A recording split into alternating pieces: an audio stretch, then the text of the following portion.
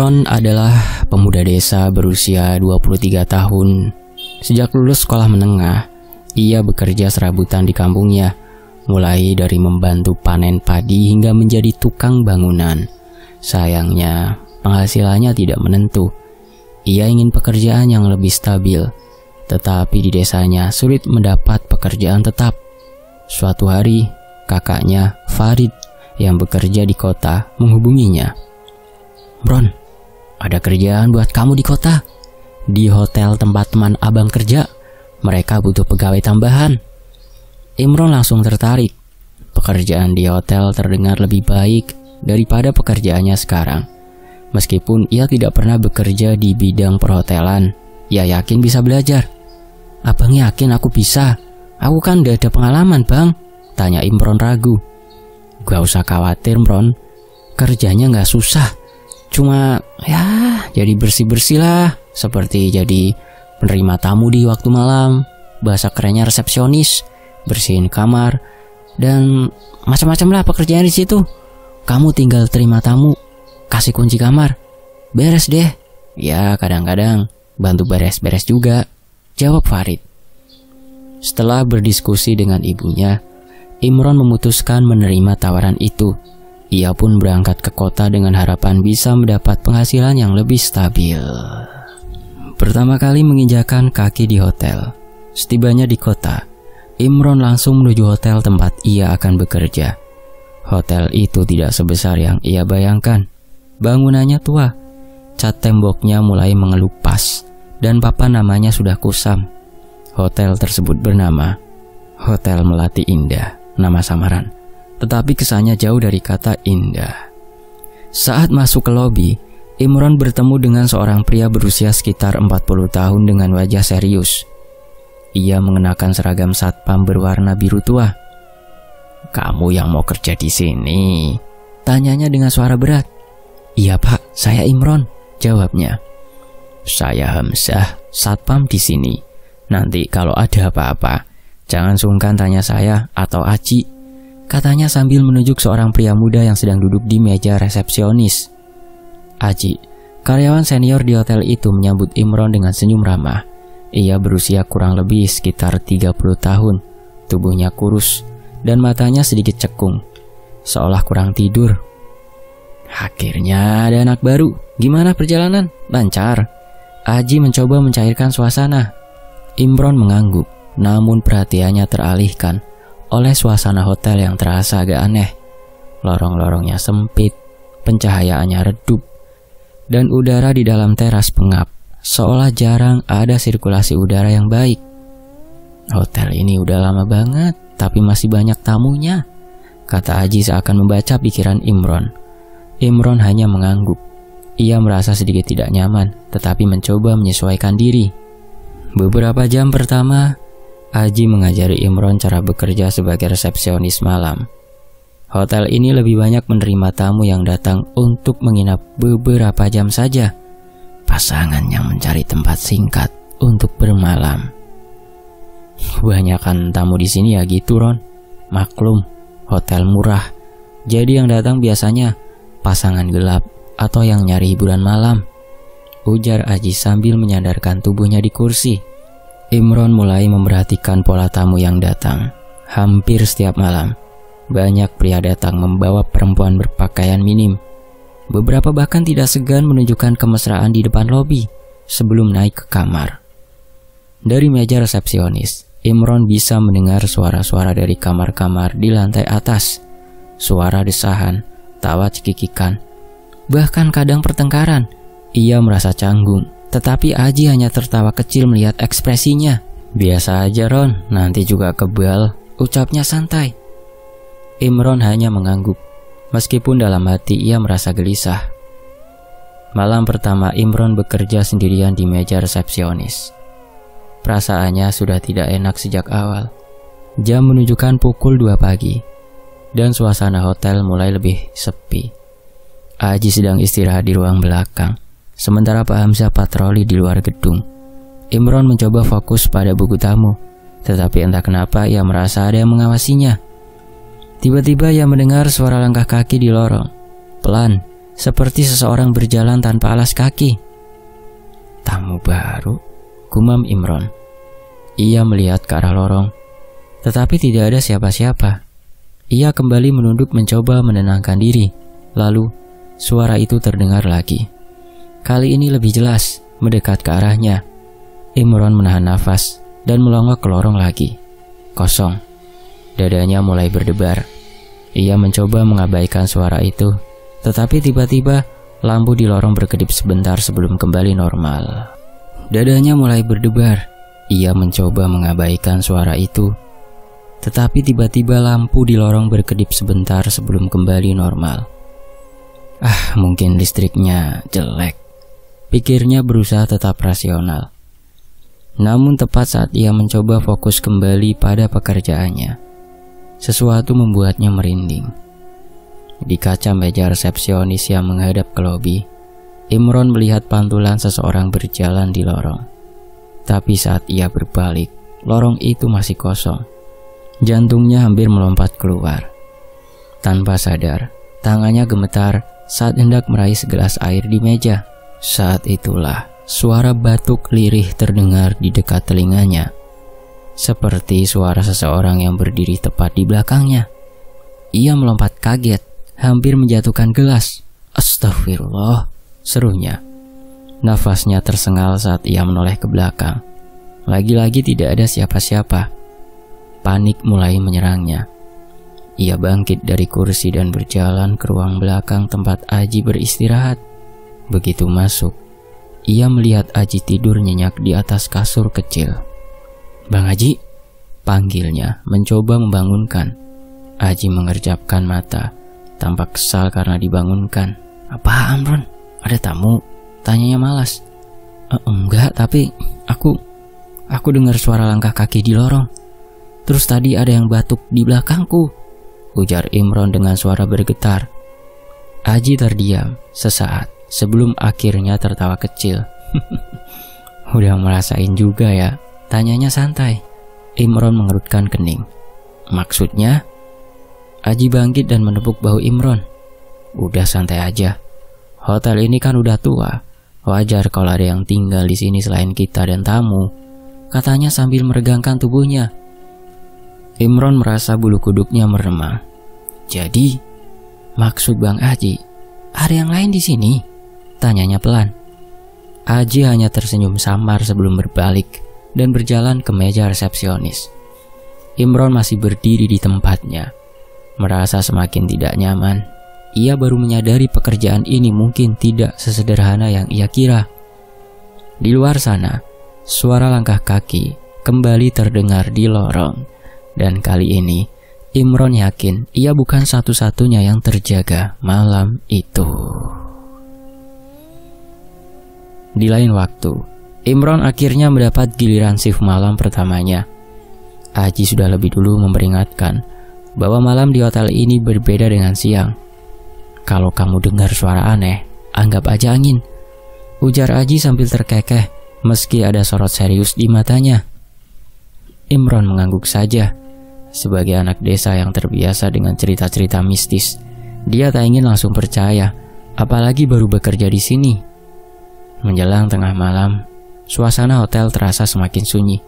Imron duduk di meja resepsionis, menatap monitor CCTV yang menampilkan gambar dari beberapa sudut hotel. Koridor panjang yang remang-remang, tangga menuju lantai 2, serta area lobi yang terlihat sepi. Tiba-tiba suara itu terdengar. Desahan. Awalnya pelan, lalu semakin jelas. Imron mendengus pelan, mengira itu suara dari tamu yang sedang beraktivitas. Aktivitas ranjang. Namun semakin didengarkan, desahan itu tidak terdengar seperti suara kepuasan, melainkan seperti erangan kesakitan. Dada Imron mulai terasa sesak.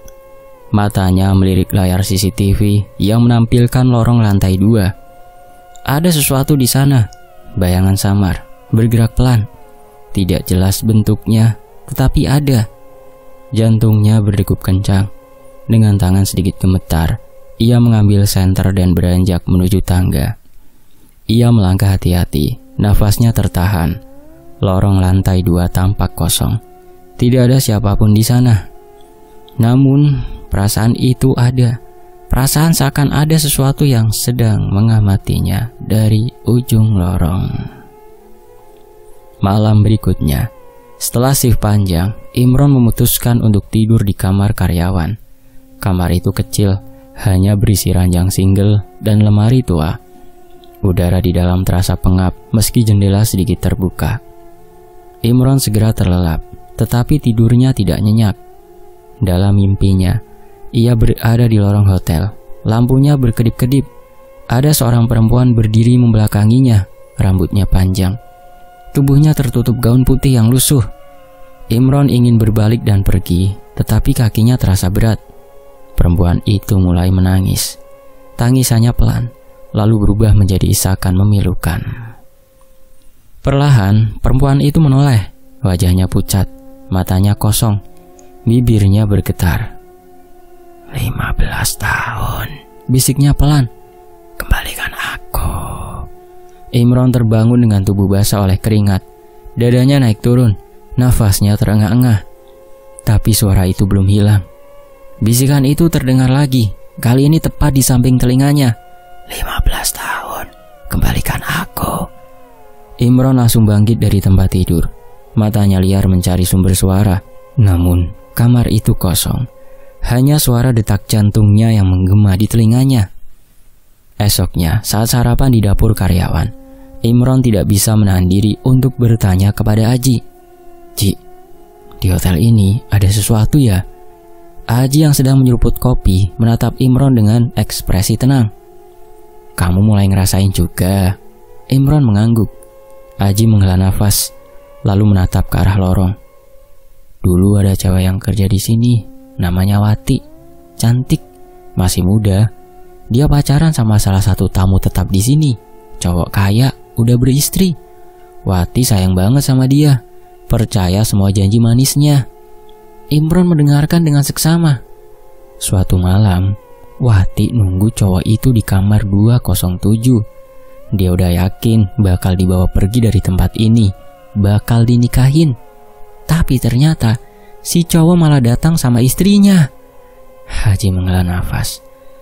Istrinya ngamuk, Wati diteriakin, dicaci maki, bahkan ditampar, digampar. Tapi yang paling nyakitin, cowok itu gak bela dia sama sekali, malah ninggalin dia sendirian. Iya sih, dia milih istrinya. Imron menelan ludah. Besok paginya, Wati ditemukan gantung diri di kamar 207. Ruangan terasa hening sejenak. Sejak saat itu, lanjut Aji, suaranya lebih pelan. Sejak saat itu banyak kejadian aneh di hotel ini. Tamu-tamu sering dengar suara tangisan di lorong. Kadang karyawan baru, kayak kamu, suka ngeliat bayangan putih di CCTV. Imron bergidik. Itu artinya bayangan yang ia lihat kemarin malam. Dan kamu tahu yang paling aneh, Ron? Aji menyipitkan mata. Apa?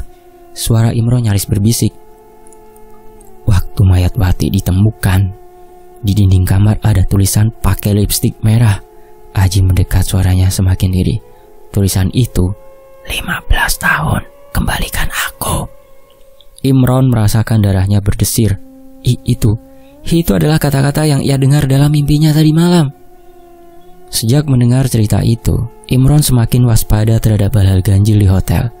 Dan memang, kejadian-kejadian aneh semakin sering terjadi. Suatu malam, saat sedang mencatat laporan di meja resepsionis, ia mendengar suara gesekan. Saat menoleh, ia melihat meja di ujung lobi bergeser sendiri. Jantungnya mencelos.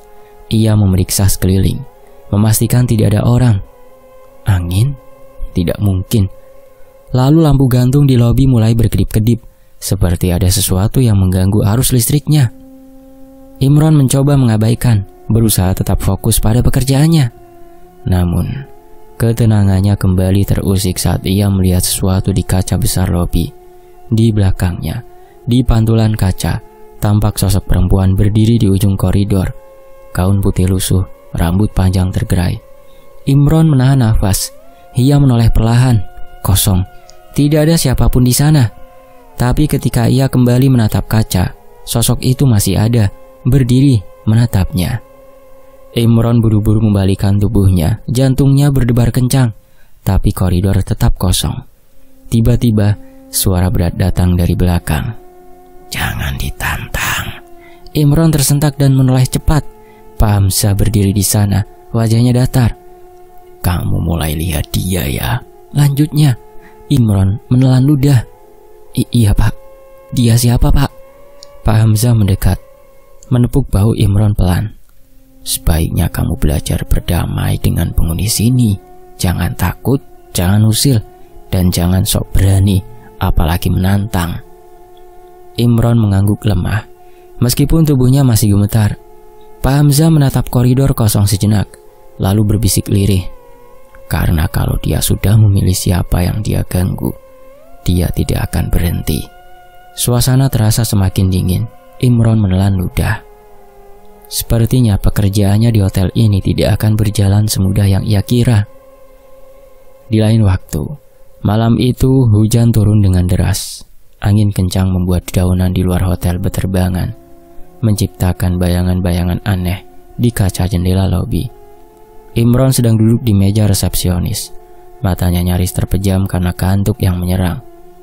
Tiba-tiba pintu utama hotel terbuka dengan keras. Seorang pria bertubuh kurus dengan mantel hitam yang basah kuyup berdiri di ambang pintu. Wajahnya pucat, matanya gelisah, dan sesekali ia menoleh ke belakang, seperti sedang dikejar sesuatu. Imron tertegun sejenak sebelum akhirnya menyambut tamu itu. "Selamat malam Pak, mau check-in?" tanyanya sambil tersenyum. Pria itu mengangguk cepat. "Saya mau kamar nomor 308, bisa?" Suaranya lirih, hampir tak terdengar di antara suara hujan. Imron mengernyit. Biasanya tamu hanya meminta kamar dengan kategori tertentu standar atau deluxe, bukan langsung menyebutkan nomor kamar spesifik. Ia melirik daftar kamar di komputernya. "Maaf Pak, kamar 308 sudah lama tidak digunakan karena..." "Saya hanya mau kamar itu," potong pria itu dengan nada lebih tegas. Imron ragu. Kamar 308 memang kosong, tapi bukan tanpa alasan. Kamar itu dikenal sebagai salah satu yang paling angker di hotel ini. Namun melihat wajah pria itu yang tampak putus asa, Imron akhirnya menyerahkan kunci tanpa banyak bertanya. 5 menit setelah pria itu masuk ke kamar, suasana di lantai 3 berubah mencekam. Dari CCTV, Imron melihat pintu kamar 308 terbuka sedikit, lalu tertutup lagi. Sekilas, bayangan samar seperti seorang wanita melintas di depan pintu. Lalu terdengar suara gaduh, kursi terjatuh, kaca seperti retak, dan kemudian jeritan panjang seorang perempuan menggema di lorong. Imron melonjak dari kursinya. Wajahnya langsung memucat. Aji yang sedang duduk di sofa lobi ikut mendongak. "Kamu dengar kan?" tanya Imron dengan suara gemetar. Aji mengangguk. "Itu dari kamar 308. Tanpa menunggu lama, mereka berlari ke lantai 3. Di tengah lorong, Pak Hamzah muncul dari arah lain. Wajahnya juga penuh tanya. "Tadi ada suara perempuan teriak kan?" gumamnya. Ketiganya berdiri di depan kamar 308. Imron menelan ludah, tangannya sedikit gemetar saat hendak mengetuk pintu. "Pak, tamu yang di dalam, apa baik-baik saja?" serunya. Tak ada jawaban. Mereka saling berpandangan sebelum akhirnya Pak Hamzah mengambil kunci cadangan dan membuka pintu kamar. Begitu pintu terbuka, hawa dingin langsung menyeruak keluar. Ruangan itu kosong. Tidak ada tanda-tanda keberadaan tamu pria tadi. Barang-barangnya juga tidak ada. Tempat tidur masih rapi seperti tidak pernah dipakai. Satu-satunya hal yang berbeda adalah cermin di kamar mandi. Di permukaannya ada tulisan samar yang seolah baru saja digoreskan jari. 15 tahun, kembalikan aku. Darah di wajah Imron seketika surut. Ia mundur selangkah, nafasnya tercekat. "Aku yakin banget tadi ada tamu masuk ke kamar ini kok," gumamnya. Haji memeriksa kamar mandi, lemari, bahkan kolong tempat tidur, tapi tidak menemukan siapapun. "Gak mungkin dia keluar tanpa kita lihat. Lantai 3 cuma punya 1 tangga dan lift pun gak berbunyi," kata Haji.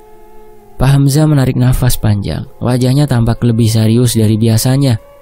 "Ini bukan pertama kalinya." Imron menoleh, hatinya mencolos. Maksud Pak Hamzah?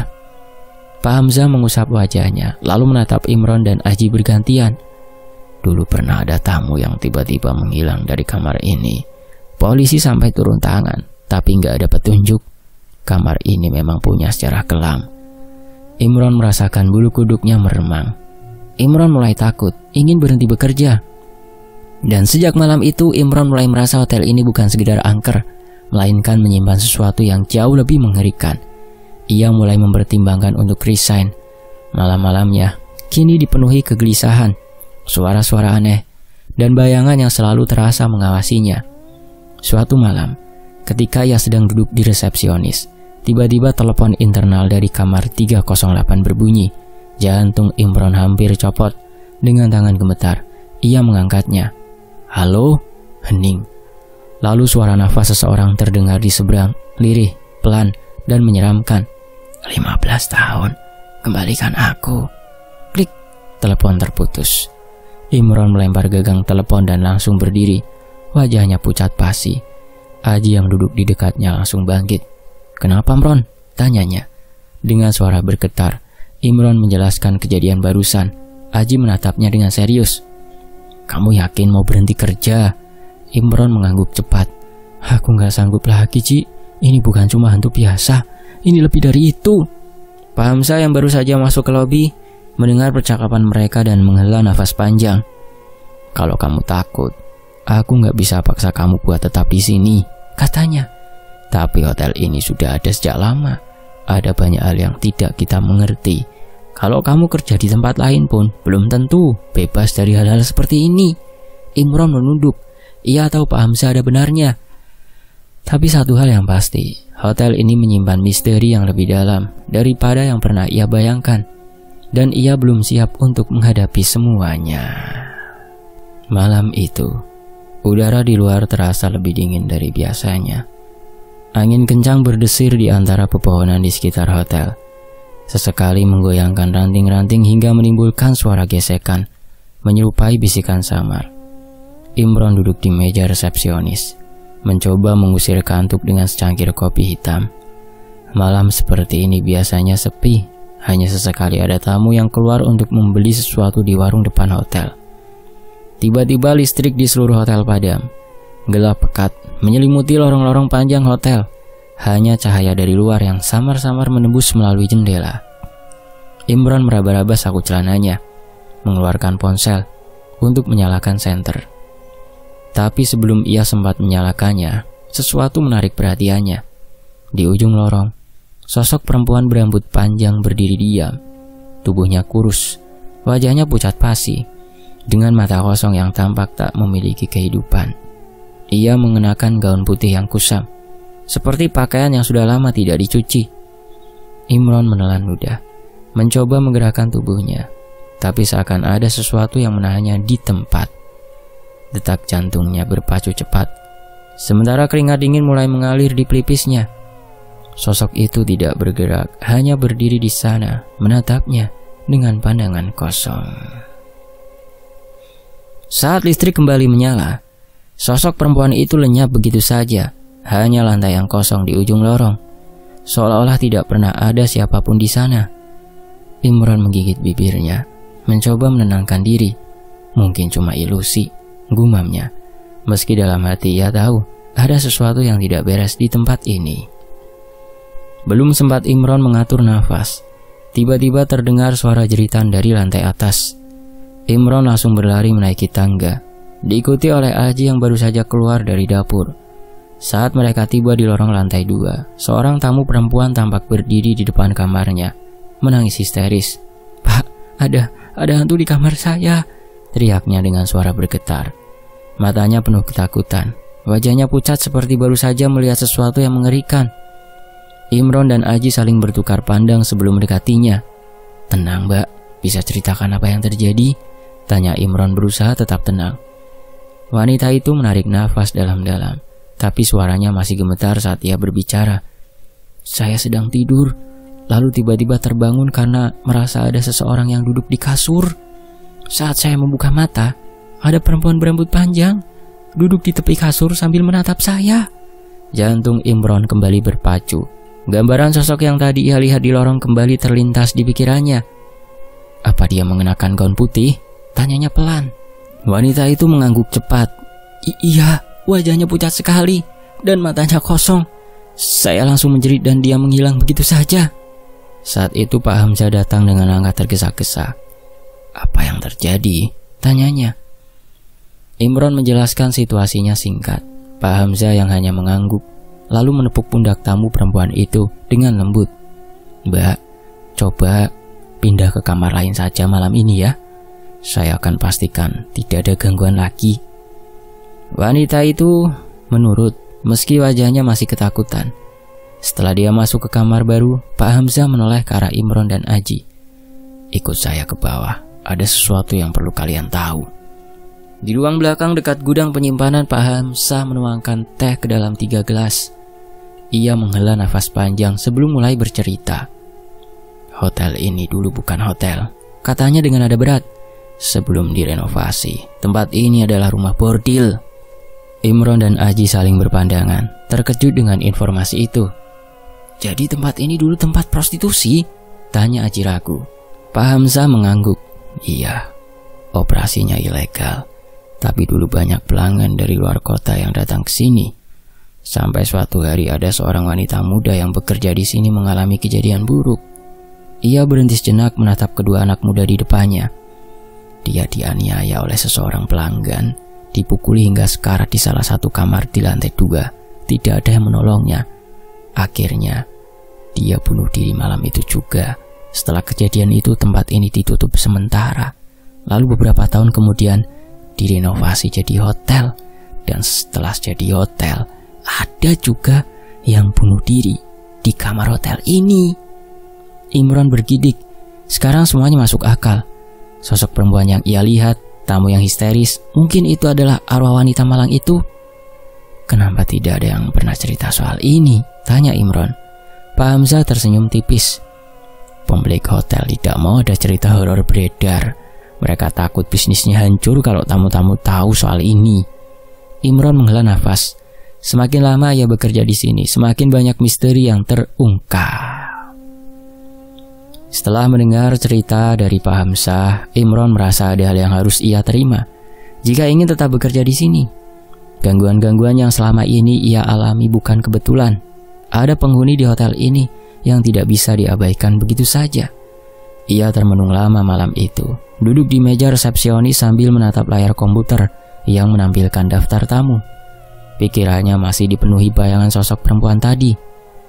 Kalau kamu mau bertahan di sini, kamu harus anggap mereka sebagai penghuni tetap hotel, kata Pak Hamzah dengan nada bijak. Imron menoleh. Jadi maksudnya, saya harus mengabaikan mereka? Pak Hamzah menggeleng. Bukan mengabaikan, tapi terima saja keberadaan mereka. Selama kita tidak mengganggu mereka, mereka juga tidak akan mengganggu kita lebih dari ini. Imron menghela nafas. Satu hal yang pasti, ia harus membiasakan diri dengan situasi ini. Jika ingin tetap bekerja di sini, ia harus siap menerima bahwa hotel ini lebih dari sekedar tempat menginap. Pak Hamzah menepuk bahunya pelan. Oh iya, satu lagi. Apa Pak? Jangan pernah masuk ke kamar 308 lagi ya, kalau tidak ada urusan penting. Imron menatap Pak Hamzah dengan alis berkerut. Pak Hamzah hanya tersenyum tipis. Ya, biarkanlah. Kamar itu seperti itu apa adanya. Ucapan itu membuat bulu kuduk Imron kembali meremang. Ada sesuatu yang lebih besar di hotel ini. Sesuatu yang belum terungkap. Tapi untuk saat ini ia memilih untuk tidak bertanya lebih jauh.